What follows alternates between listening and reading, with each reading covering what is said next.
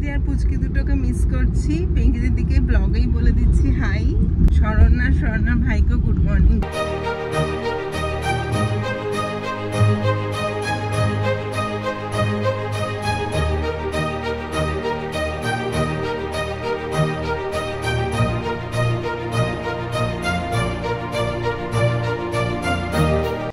Hi friends, এখন আমরা যাচ্ছি একটা মন্দিরে। কোথায় জানি মন্দিরটা? বনগা। গুড মর্নিং ফ্রেন্ডস, সবাই কেমন আছেন? আশা করি সবাই খুব ভালো আছেন। আজকের ব্লগটা শুরু করছি। আজকে মানে বুধবার 5ই জুন আমরা যাচ্ছি বনগাঁতে। আমার এক জেঠু পাপার অফিসের কলিগ, মানে সেম ব্যাংকে পাপা আর জেঠু কাজ করতেন। সেই জেঠুর পৈতৃক বাড়ি হচ্ছে বনগাঁতে, আর তার সামনেই এই মন্দির স্থাপন করেছে আমার জেঠু। আমাদের অনেক দিনেরই প্ল্যান ছিল যে মা ভবতারিণীর কাছে দর্শনের জন্য যাব, কিন্তু যেহেতু আমি কলকাতায় থাকি না, আমার স্কুলটা কলকাতা থেকে দূরে, তাই অনেক প্ল্যান করেও ঠিক সময় যাওয়া হচ্ছিল না। কিন্তু এখন পড়েছে সামার ভ্যাকেশন, তাই আমাদের একদম প্ল্যানিং ছিল যে আসার পরই আমরা প্রথমে মায়ের দর্শন করতে যাব। তাই আজকে সকাল সকাল 6:30টার মধ্যে আমরা বেরিয়ে পড়লাম বাড়ি থেকে।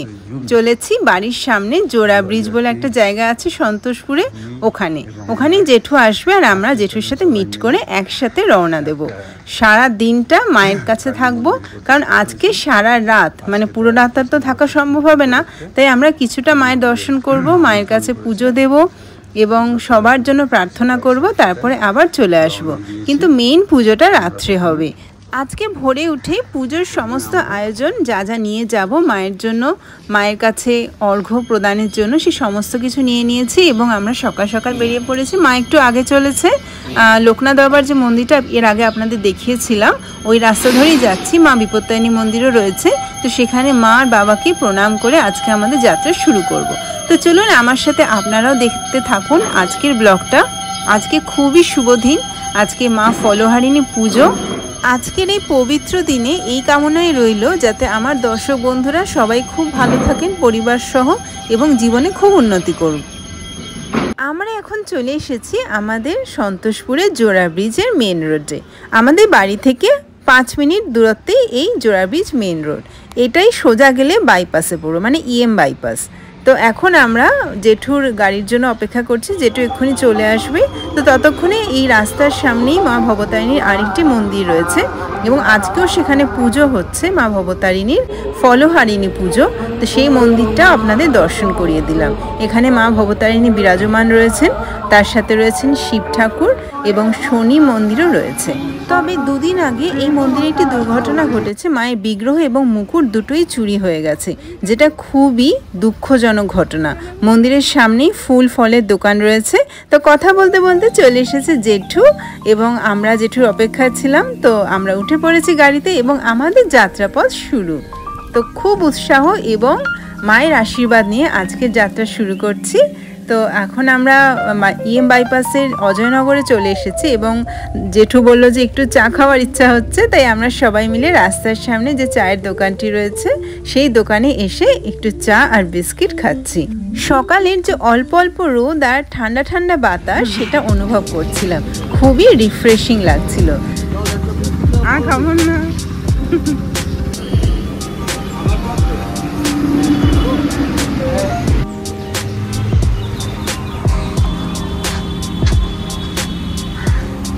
যারা সাউথ কলকাতায় থাকেন তারা এই সিরাজের বিরিয়ানির দোকানটা তো নিশ্চয়ই চেনেন, অজয়নগরের ঠিক উল্টো দিকে।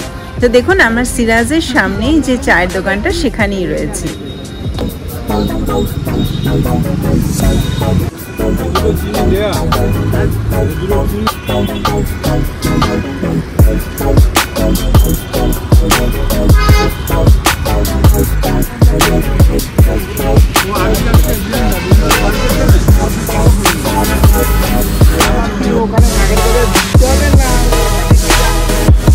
চা আর বিস্কুট দিয়ে জলযোগ করার পরে আমাদের এবার যাত্রা ফাইনালি শুরু হয়েছে। ইএম বাইপাস ধরে সোজা চলেছি। উপরে যে মেট্রো লাইনটা দেখছেন সেটা একদম গড়িয়া থেকে স্টার্ট হয়েছে। আর কিছুক্ষণ যাওয়ার পরেই কবি সুকান্ত মেট্রো স্টেশনের সামনে আমরা এসে যাব। রওনা হলাম ইএম বাইপাস ধরে। এতক্ষণ চা খেলাম সবাই মিলে, চা আর বিস্কিট। তো জেঠু সামনের গাড়িতে চলে গেছে,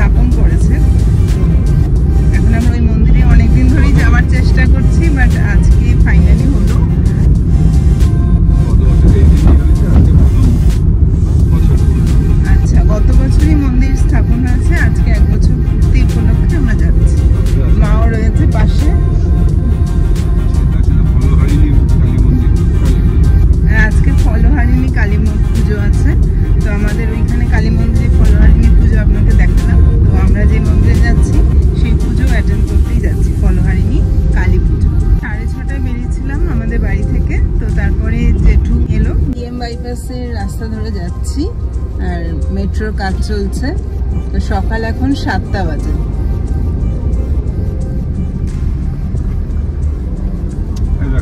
এখন থেকে অনেকটা জ্যাম, বুঝলে? কবি সুকান্ত, দেখো এটার নাম। আর এই যে হচ্ছে আমাদের এই বাঁ দিকের রাস্তাটা দিয়ে এই যে কবি সুকান্ত মেট্রো স্টেশন, বাঁ দিকে অভিষিক্তা। সামার ভ্যাকেশন চলছে, অলমোস্ট 2 মান্থস কমপ্লিট হতে যাচ্ছে, বাট আমরা কোথাও সেভাবে জার্নিতে বেরোইনি। আজকে বেরোচ্ছি, তাই খুব ভালো লাগছে। বনগাঁতে যাচ্ছি, অনেকটাই দূরে, তাই সকাল সকালই রওনা হলাম। আর পুরো রাস্তায় এখন আবার চা খেলাম, তারপরে আবার ব্রেকফাস্ট করব, আর সবার সাথে দেখা হবে। তাই আজকে দিনটা ভালোই কাটে। পিঙ্কি দিদি আর পুচকি দুটোকে মিস করছি। পিঙ্কি দিদিকে ব্লগেই বলে দিচ্ছি হাই, তুমি থাকলে ভালো হতো, অনেক গল্প করা যেত।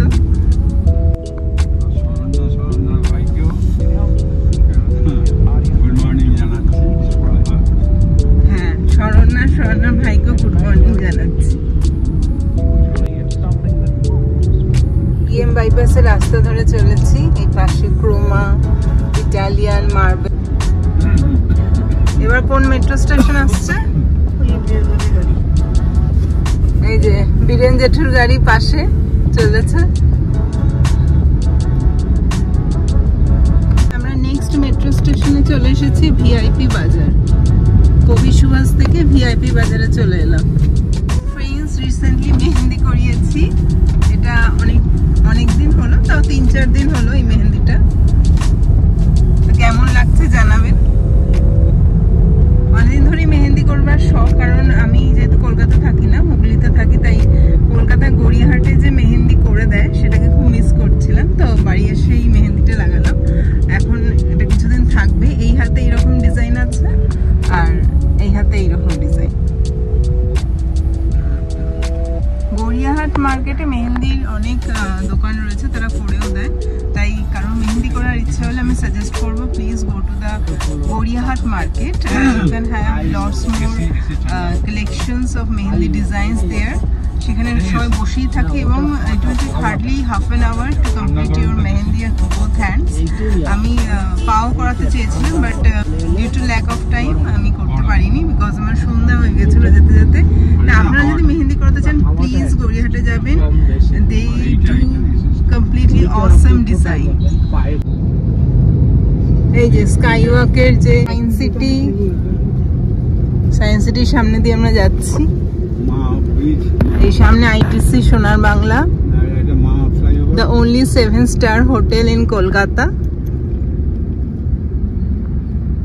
হচ্ছে মা ফ্লাইওভার, হেস্টিংস অব্দি পুরো চলে যাচ্ছে মা ফ্লাইওভার।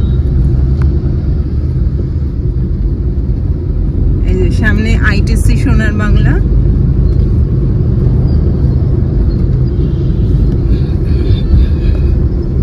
তার পাশে JW ম্যারিয়ট,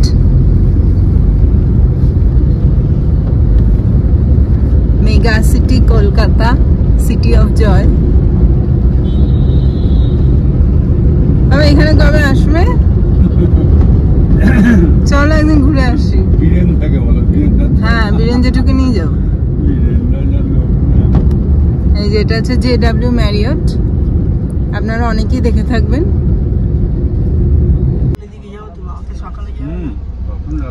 গড়িয়ার মঙ্গলচণ্ডীর মন্দির, রাজপুর। এটা হচ্ছে the spring club, silver arcade, সবকিছু রয়েছে। মেনল্যান্ড চায়না রয়েছে। এটা হচ্ছে বর্তমান ভবন, বর্তমান পত্রিকার office. It's been a long distance. Already we have spent half an hour. তাই একটু মনোটোনাস লাগতে শুরু করেছিল, একটু ঘুমও পাচ্ছে। তাই গাড়ির মধ্যেই ভাবছি যে কী করবো, এতটা ডিস্টেন্স কভার করতে হবে, তাই একটু ঘুম ভাবও এসে গেছে। অনেকটা পথ পেরিয়ে আসার পরে রাস্তার সামনে শ্যামলী হোটেল বলে একটি ধাবা কাম রেস্টুরেন্টে আমরা থামলাম। সেখানে ব্রেকফাস্টের জন্যই আমরা মেইনলি এসেছি। অনেকটাই বড় রেস্টুরেন্টে এসে আরও দুজনের সাথে পরিচয় হলো, এক জেঠি এবং মৌ দিদির সাথে। আজকেই প্রথম পরিচয়। তো তারাও আমাদের সাথে এই ভবতারিণী মন্দিরে চলেছেন, এবং তারা আমাদের সামনে গাড়িটাতে করে আসছেন। তো আমরা সবাই মিলে একসাথে ব্রেকফাস্ট করলাম। ব্রেকফাস্টের মেনুতে চয়েস করা হয়েছিল গরম গরম ফুলকো ফুলকো লুচি, আর তার সাথে কাবলি ছোলা। ছোলা আর একটা দইও। তা আমি এত লুচি তো খেতে পারবো না, আমি একটা লুচি খেলাম আর তার সাথে সবাই মিষ্টি দই খেলো এবং আমি খেলাম টক দই।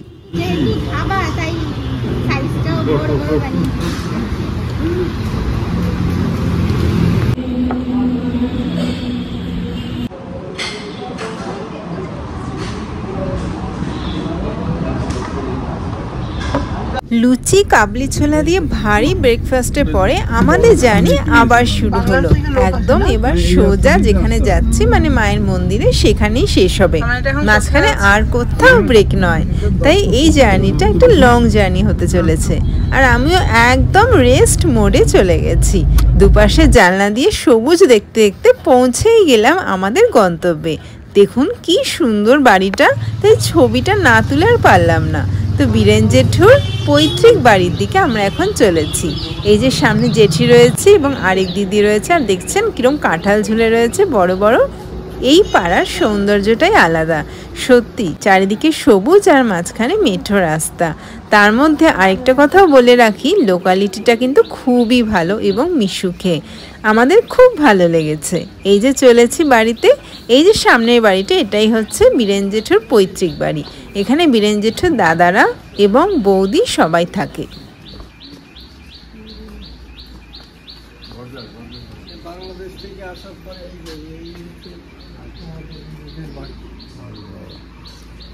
থাকে না ওই বড় বৌদি।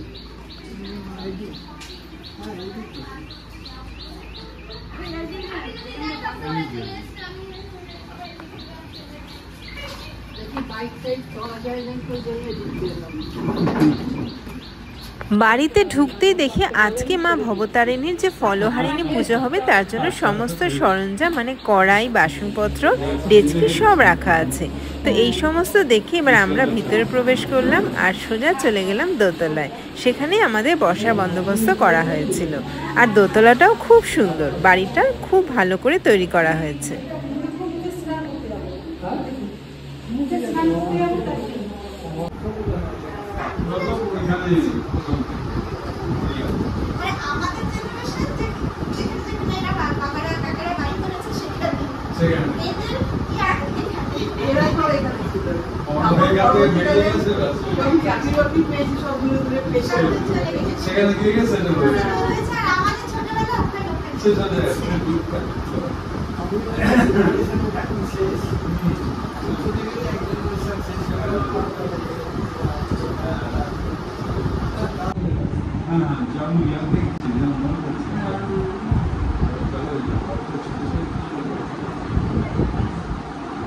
বীরেন জেঠুর বাড়িতে তো অনেকবার গেছি, কিন্তু এই যে বনগাঁতে বীরেন জেঠুর পৈতৃক বাড়ি সেখানেই প্রথম এলাম।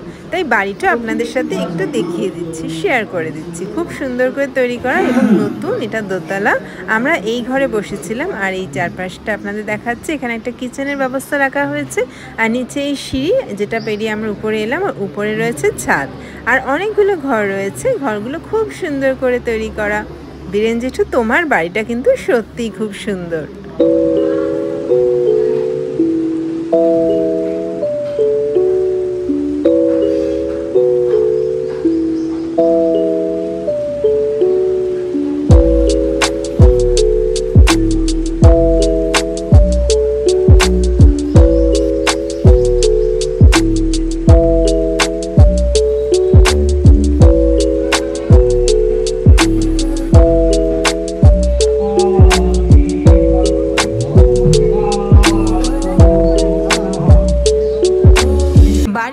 বিশ্রাম নেওয়ার পরে এরপরে আমরা চললাম আমাদের গন্তব্যে মানে মন্দিরে, যেটার জন্য আসা।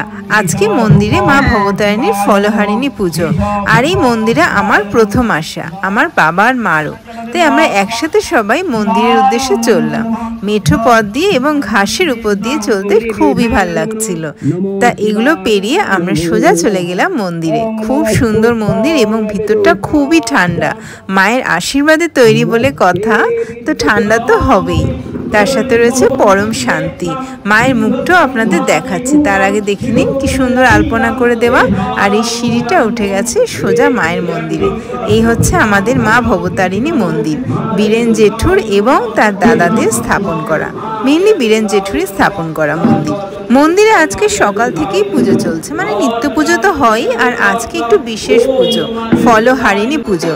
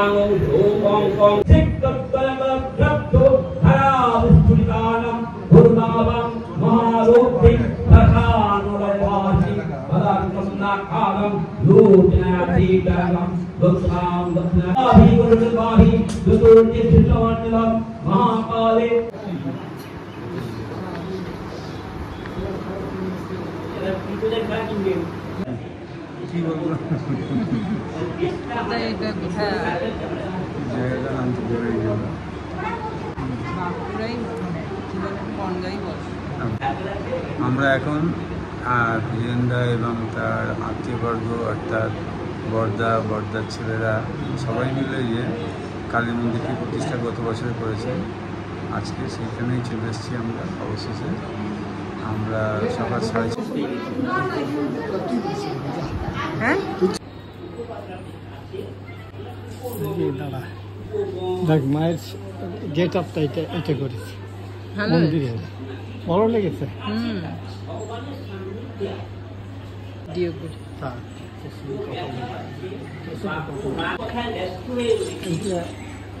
ফলক লাগিয়ে দিয়েছি।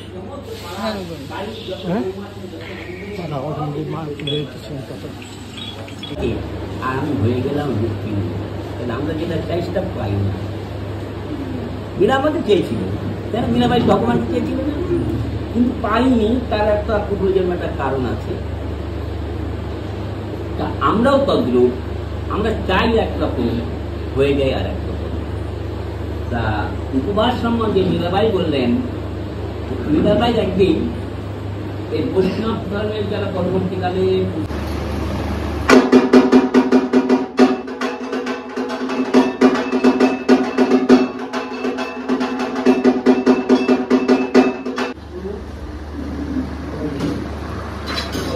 भगवत्तंग भक्तानुग्रहे जोगिनिभिः समं देवी दत्तार्थं भूषणं ओम एत सचंदना पुष्पबंध एत बंधनव মায়ের মন্দির।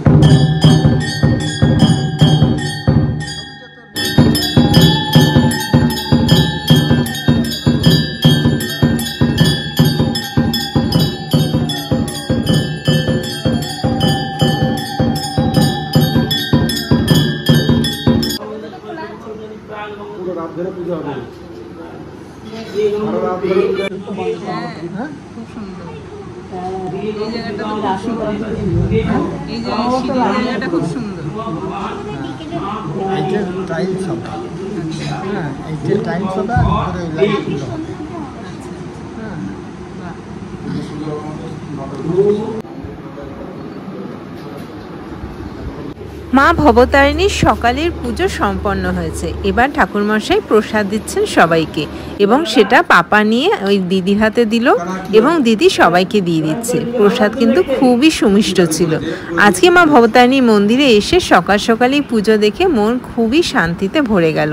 বলা যায় আজকের আশাটা সার্থক হলো। চেষ্টা করেছে, শেষ পর্যন্ত যেতে পারেনি। অল্প দিনের মধ্যে বললেন তো যে পরের বারে যখন যাবে সেটা মাথায় রাখতে হবে। কলেজ থেকে যাওয়ার সময় ভোটের ডিউটি এসব করে গেল তো, এরপরে শান্তি করে নিয়ে আসেন, সামনে দরকার দিয়ে আসেন, ঘুরে যান। আমি তো না আপনি মিষ্টি খাবেন না। না মিষ্টি আমার খুব নেশা। হ্যাঁ মিষ্টি খাবেন না। পরে বলবেন যে ওই জায়গায় মিষ্টি খাইয়ে দিয়ে সুগার বাড়িয়ে দিয়েছে মার মন্দিরে গিয়ে। আমি সাথে মিষ্টি বলে করে থাকি। যাই মনে করে খান না কেন ঘুটনোর ব্যথা হবে, কিন্তু যত মিষ্টি। মৌদি বলছিল মা ভবতারিণী মন্দিরে যখন স্থাপন হয়েছিল প্রথম পুজোর সময় আপনা আপনি মার সরঞ্জাম মানে পুজোর সরঞ্জাম সব কিছু আপনা আপনি মন্দিরে চলে এসেছিল, বিভিন্ন ভক্তদের এবং বিভিন্নভাবেই মার কাছে এসে পৌঁছে গেছিল। মা ভবতারিণীকে দর্শন করার পরে আবার বাড়ি ফিরে এসে আমরা লাঞ্চ করলাম। আজকে লাঞ্চটা মা ভবতারিণী প্রসাদের মতোই লাগলো, খুব সুস্বাদু। আর জেঠু আমাদের সবার জন্য একটা করে স্প্রাইটের বন্দোবস্ত করেছিল, যেটা খুবই দরকার ছিল, কারণ এত কিছু খাওয়ার পরে পেট পুরো ভরেছিল, তাই একটুখানি রিল্যাক্সে আসার জন্য সফট ড্রিঙ্কের খুব প্রয়োজন ছিল। থ্যাংক ইউ জেঠু। আপাতত আমরা বনগা ভ্রমণ সেরে এবার বাড়ি ফিরছি।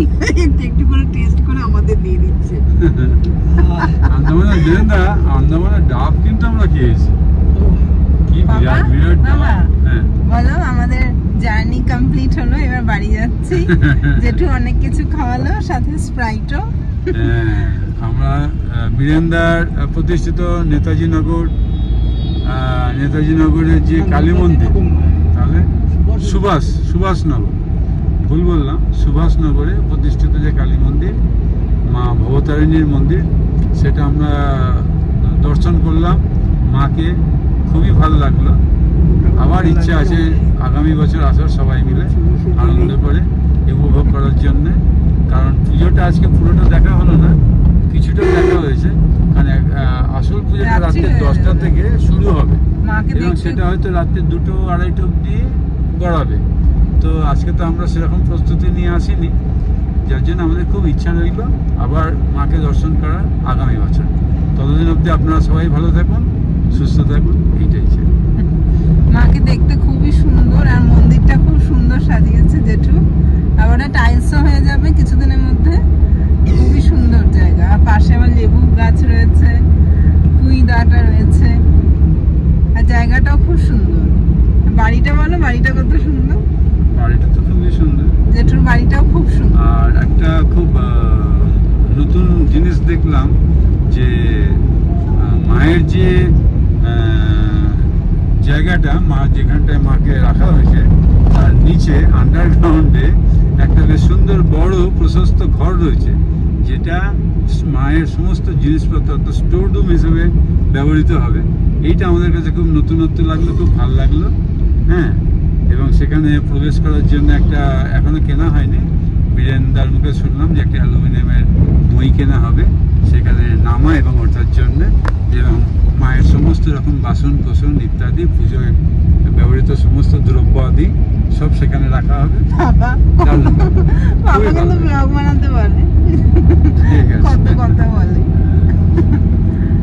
যশোরের গাছগুলো দেখতে বিশেষত্ব খুব বড় বড় এবং ছায়া ঘেরা, সবুজ একদম, খুব সুন্দর। যেগুলোর মোটামুটি বয়স 100 থেকে 150 বছর। আচ্ছা, মানে রাস্তাটা দেখুন, রাস্তার দুপাশ জুড়ে কি সুন্দর গাছ।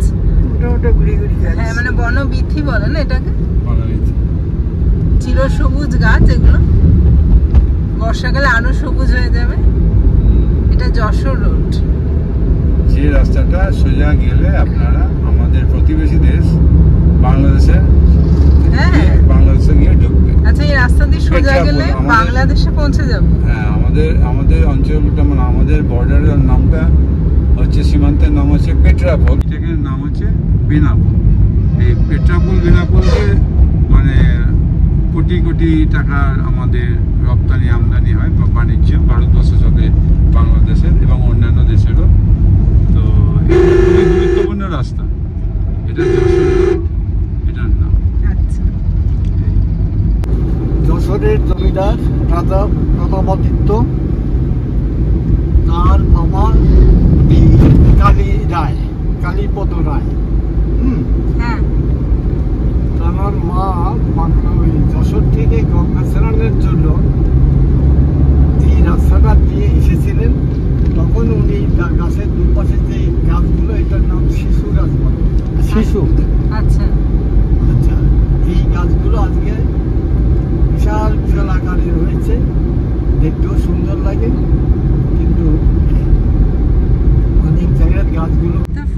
আজকের দিনটা পুরোটা বনগাঁতে কাটলো।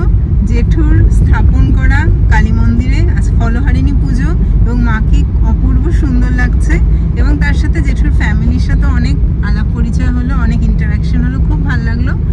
পুরো ফ্যামিলি খুবই হাসি খুশি। আজকের ভিডিওটা এখানেই শেষ করছি, আশা করি আপনাদের ভালো লেগেছে। যদি ভালো লেগে থাকে একটা লাইক, শেয়ার, সাবস্ক্রাইব করে দেবেন। আর বনগাঁর ভিডিওটা কেমন লাগলো প্লিজ কমেন্টে জানাবেন। সবাই ভালো থাকুন, সবাইকে ভালো রাখুন। বাই বাই, জয় হিন্দ।